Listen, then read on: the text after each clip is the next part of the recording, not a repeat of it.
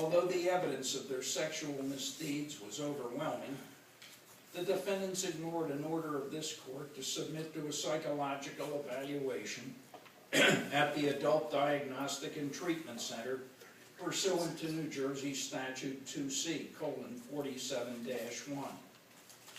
That for the purpose of determining whether they were compulsive and repetitive offenders.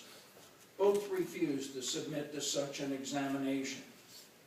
Their refusal to do so convinces this court that the defendants, who are in obvious need of counseling, may never be rehabilitated and are therefore at risk to commit another offense.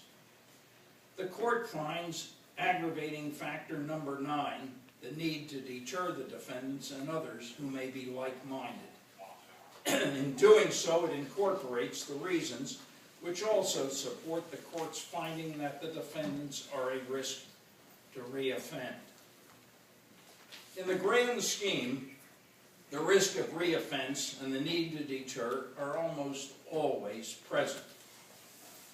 But it is on aggravating factor number 2, the gravity and seriousness of the harm inflicted and the vulnerability of the victims, that the court applies its greatest emphasis. The multitude of wrongs which our criminal courts address forms a compendium of human cruelty.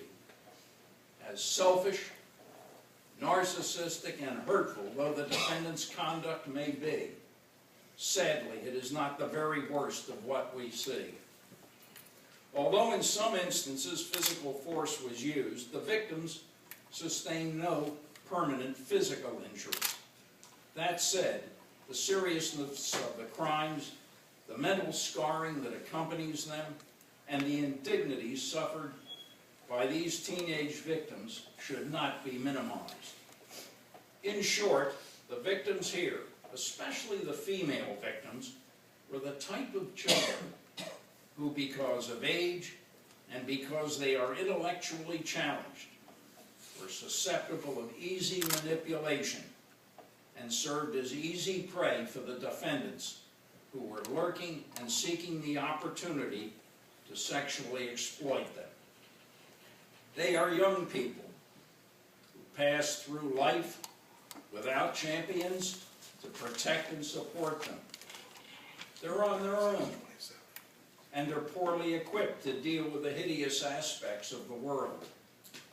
The defendants viewed the victims as children, too scared to reveal what happened to them.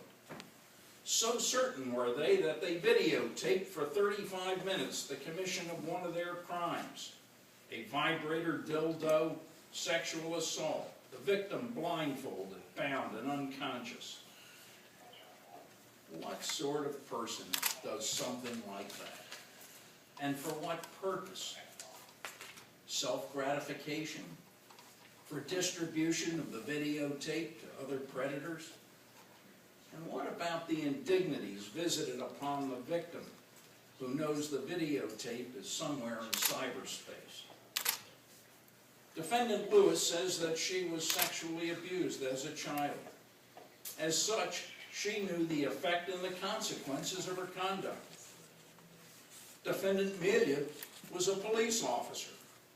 He knew the effect and consequences of his conduct.